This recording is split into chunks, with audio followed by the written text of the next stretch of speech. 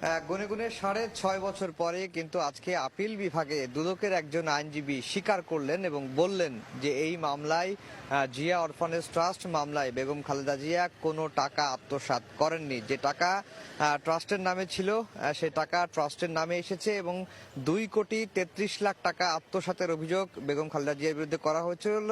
সেই টাকাটি আত্মসাৎ হয়নি, টাকাটি ট্রাস্টের নামেই ছিল এবং সেই টাকা বেড়ে এখন 3 গুণ হয়ে দাঁড়িয়েছে। এটি কিন্তু দুদকের আইনজীবী আপিল বিভাগে বলেছেন। এটি কিন্তু বেগম খালেদা জিয়ার আইনজীবী বলেননি, দুদকের আইনজীবী স্বয়ং নিজেই আপিল বিভাগে এই বক্তব্যটি, এই তথ্যটি তুলে ধরেছেন মামলার বিভিন্ন কাগজপত্র পর্যালোচনা করে। বেগম খালেদা জিয়ার আইনজীবীরা 2018 সালের যে 8 ফেব্রুয়ারি এই মামলায় বিএনপি চেয়ারপারসন বেগম খালেদা জিয়াকে সাজা যখন দিলেন, তখন থেকে শুরু করে হাইকোর্ট থেকে শুরু করে সব জায়গায় একই কথা বলেছেন যে বেগম খালেদা জিয়া এই মামলায় কোনো দুর্নীতি করেননি। যে টাকার ট্রাস্টের টাকা আত্মসাৎ করার কথা বলা হচ্ছিল সেই টাকা ট্রাস্টের নামে এসেছেন। অবশেষে বেগম খালেদা জিয়ার আইনজীবীদের এই বক্তব্যের কথাটি দুদক আইনজীবী স্বীকার করলেন। যাই হোক,